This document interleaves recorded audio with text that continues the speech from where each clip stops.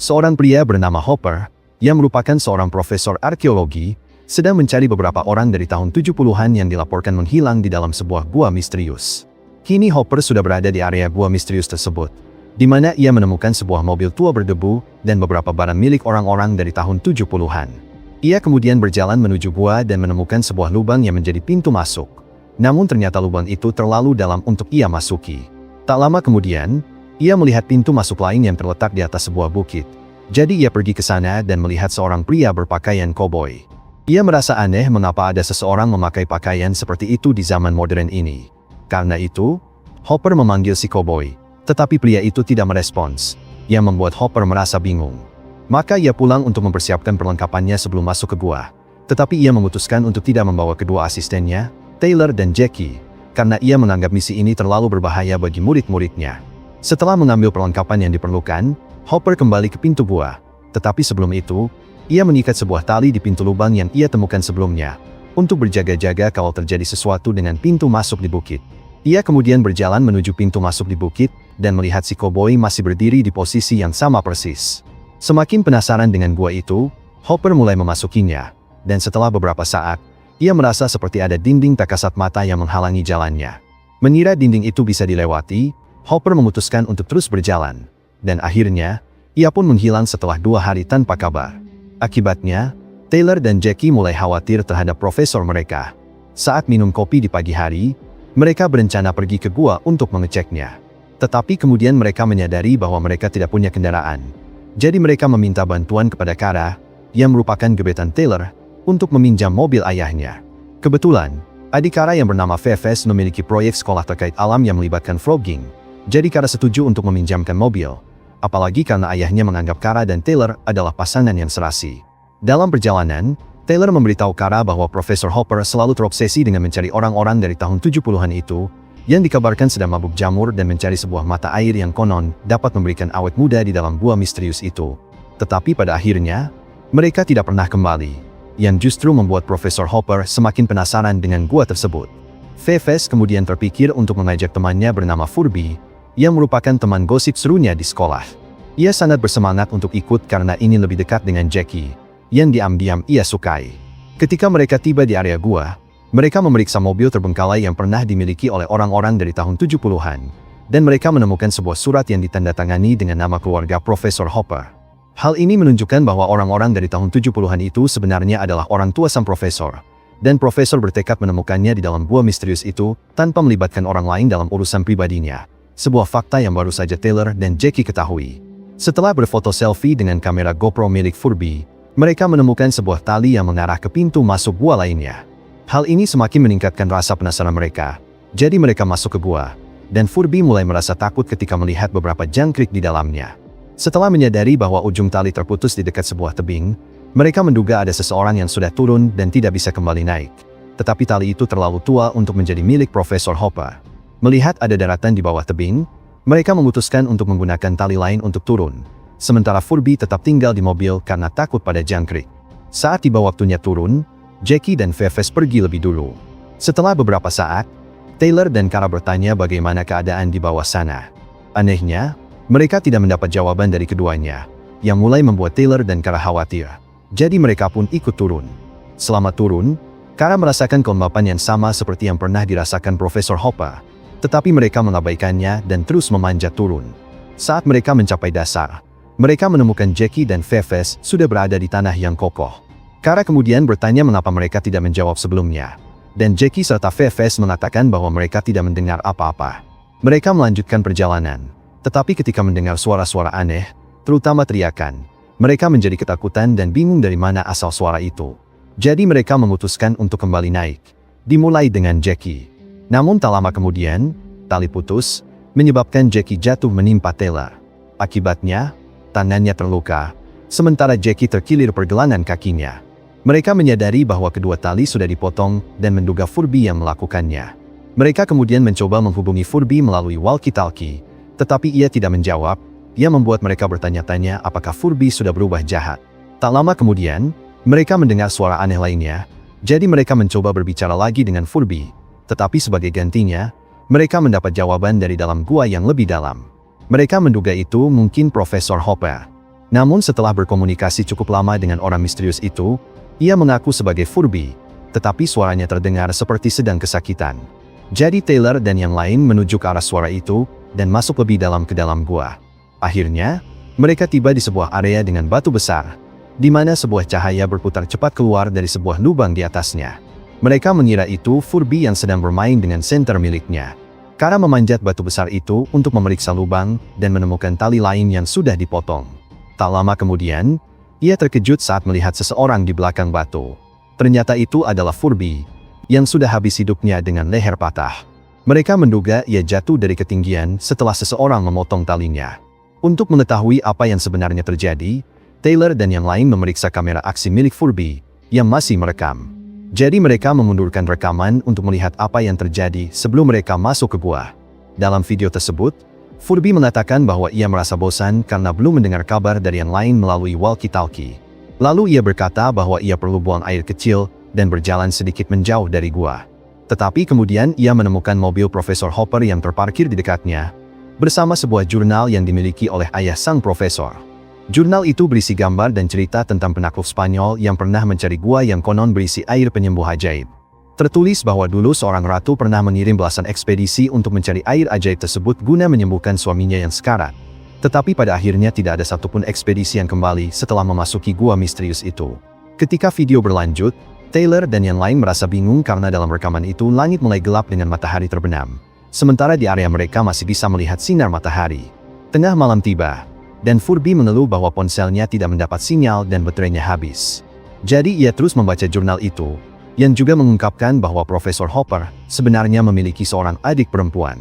Namun ketika adiknya sakit, orang tua mereka pergi untuk mencari gua itu, dengan harapan mendapatkan air penyembuh yang dapat menyembuhkan luka apapun. Beberapa hari berlalu, dan Furby masih belum mendapat kabar dari Taylor dan yang lain. Karena itu, ia menyimpulkan bahwa mereka semua sudah habis hidupnya di dalam gua. Ia mengaku bahwa ia sudah memakan dan meminum semua persediaan yang tersisa, dan setelah semuanya habis, ia berencana mengendarai mobil sendirian untuk pulang, dengan cara masuk ke gua untuk mengambil kunci mobil yang dibawa Taylor dan yang lain. Setelah menemukan lubang pintu masuk lain ke gua dengan sebuah tali, Furby menduga bahwa itu adalah tali yang digunakan oleh Profesor Hopper. Jadi, Furby menggunakannya untuk turun perlahan ke dalam lubang yang dalam itu. Tetapi beberapa saat kemudian, ia melihat langit berubah dengan cara yang aneh. Tiba-tiba, tali terlepas, membuatnya jatuh cepat ke dalam gua, dan akhirnya, dia pun habis. VFS kemudian menyadari sesuatu yang aneh tentang penjelasan waktu. Beberapa hari telah berlalu, sementara mereka hanya berada di dalam gua selama sekitar 1 jam. Tetapi yang lain tidak terlalu peduli, dan mereka menganggap lebih penting untuk keluar dari gua. Karena Kara adalah yang terbaik dalam memanjat, mereka memutuskan bahwa dialah yang akan memanjat keluar dari lubang untuk mencari bantuan, sambil mengenakan GoPro untuk memperlihatkan situasi di luar. Kara mulai memanjat lubang, dan setelah beberapa saat, ia merasakan kondisi udara berubah sebelum akhirnya berhasil keluar dari gua. Namun sesuatu yang aneh terjadi pada lingkungan sekitar. Semuanya telah berubah menjadi kering, tanpa ada hijau yang terlihat, dan sebuah badai pasir sedang terjadi. Ia kemudian memberitahu yang lain bahwa tali Profesor Hopper telah menghilang, tetapi mereka tidak merespons, jadi Kara mencari sinyal untuk meminta bantuan. Anehnya, ia tidak bisa mendapatkan sinyal, bahkan setelah memanjat ke tempat yang lebih tinggi.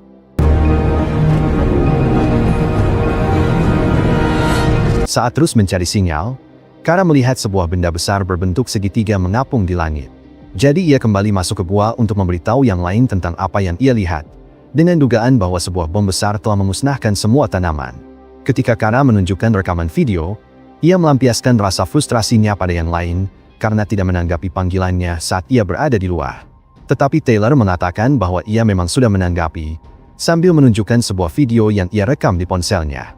Dari rekaman itu, sesuatu yang aneh terjadi. Tepat setelah Kara keluar dari gua, ia langsung masuk kembali untuk melaporkan penemuannya. How you doing? Almost there! Taylor! You won't believe what happened! What do you mean what happened?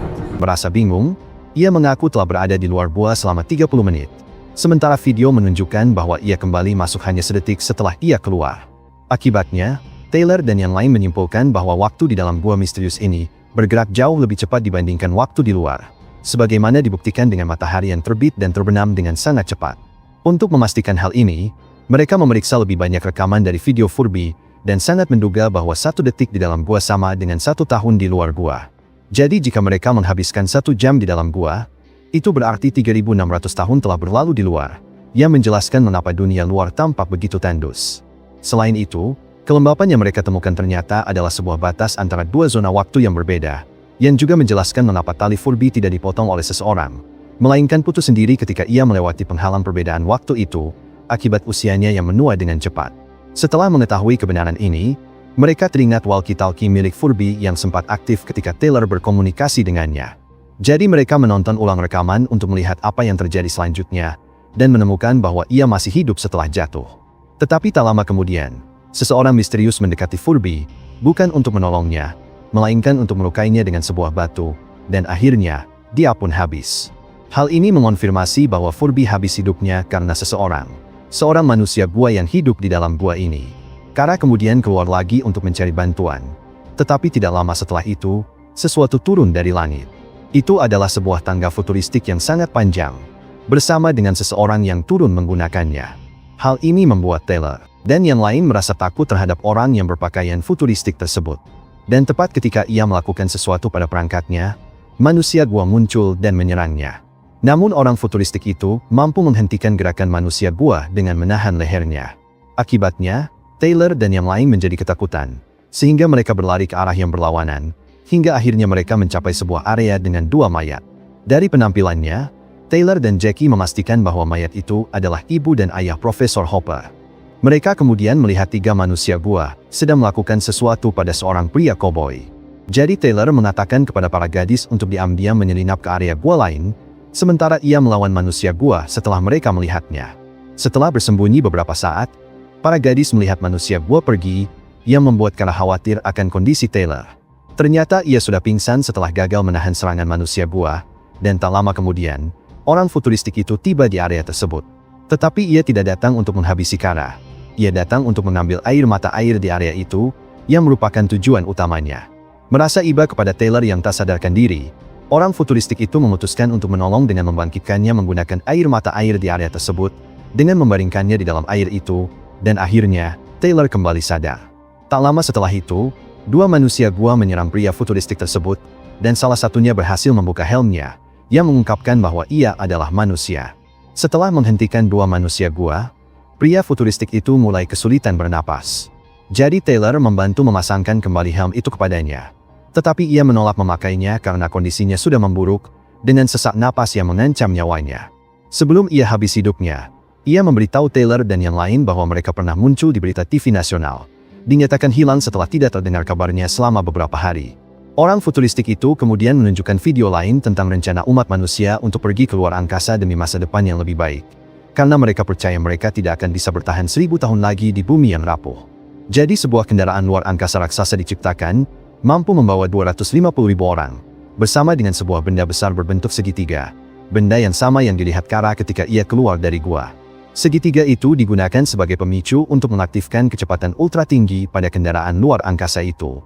Setelah kendaraan itu melewati segitiga, manusia bisa melakukan perjalanan ke Mars hanya dalam beberapa jam, yang sudah diubah menjadi lingkungan yang layak huni. Saat tinggal di sana, umat manusia berharap suatu hari bisa kembali ke bumi jika kondisinya membaik. Setelah mengetahui sejarah ini, Taylor dan yang lain ingin tahu lebih banyak tentang pria futuristik itu. Tetapi mereka tidak bisa lagi memahami bahasanya. Dan akhirnya, dia pun habis.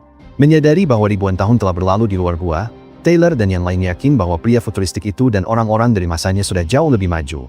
Hingga bahasa mereka pun sudah berubah total. Itulah mengapa Taylor dan yang lain tidak bisa lagi memahami apa yang ia katakan. Setelah itu, mereka menemukan tas Profesor Hopper.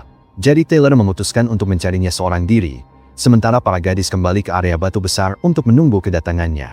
Di sana, Taylor melihat gambar-gambar di bebatuan yang dibuat oleh manusia gua, sebagai bukti bahwa mereka telah hidup di sana sejak lama. Beberapa waktu kemudian, saat terus berjalan, Taylor akhirnya menemukan Profesor Hopper dalam kondisi terluka, setelah ia bertarung dengan manusia gua. Di depan mereka ada sesuatu yang mengejutkan.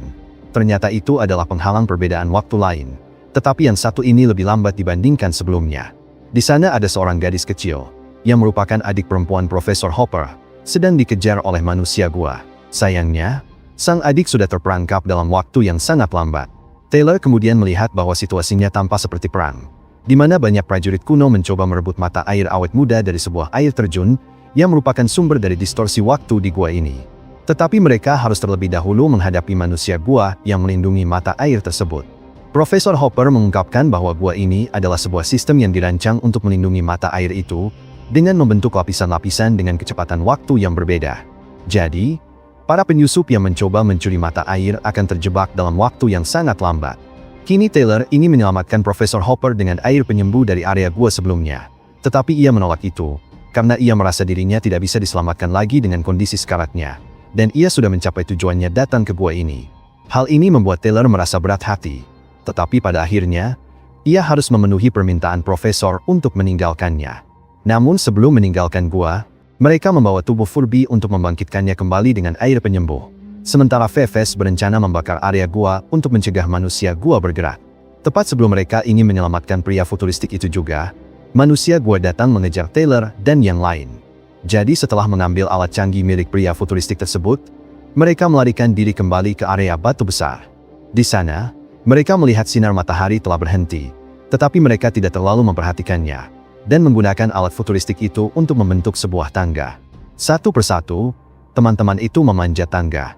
Tetapi sebelum Kara bisa keluar dari gua, ia menyadari bahwa ada sesuatu yang berair di atasnya. Jadi ia mencoba meraih air itu, dan tiba-tiba sebuah tangan mirip alien menariknya ke atas. Taylor mencoba melawan dengan menariknya ke bawah. Pada saat itu, salah satu manusia gua menyadari tangga yang digunakan Taylor dan yang lain. Jadi ia meraihnya. Ia menyebabkan tangga itu berubah kembali menjadi sebuah tongkat kecil. Akibatnya, Taylor dan yang lainnya jatuh dari ketinggian.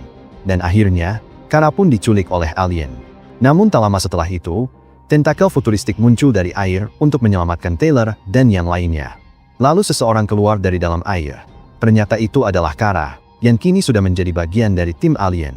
Begitu masing-masing dari teman-teman itu meraih tentakel, mereka semua ditarik masuk ke dalam air. Dan akhirnya, mereka pun selamat. Namun misi teman-teman itu tidak berhenti sampai di situ. Mereka memanggil kembali tentakel ke dalam gua, dengan tujuan melakukan sesuatu yang luar biasa. Rupanya, tentakel itu dimaksudkan untuk menyelamatkan Furby, bersama dengan Profesor Hopper, yang terbangun di dalam sebuah kendaraan futuristik. Di sana, mereka menyadari bahwa mereka tidak lagi berada di bumi, melainkan sudah berada di atas sebuah kendaraan futuristik di luar angkasa. Tak lama kemudian, teman-teman mereka yang sudah menjadi bagian dari tim alien tiba, bersama dengan beberapa orang lain yang masih sadar. Ternyata itu adalah orang tua dan adik perempuan Profesor Hopper, yang telah diselamatkan oleh Taylor dan yang lainnya. Hal ini membuat sang profesor tertegun, karena kini ia tampak lebih tua daripada orang tuanya sendiri. Film Time Trap berakhir dengan Taylor dan yang lainnya bersiap-siap untuk pergi ke Mars. Dan akhirnya, kendaraan futuristik itu melesat dengan kecepatan yang luar biasa. Pastikan untuk klik subscribe dan nyalakan loncengnya agar kamu gak ketinggalan alur cerita film terbaru.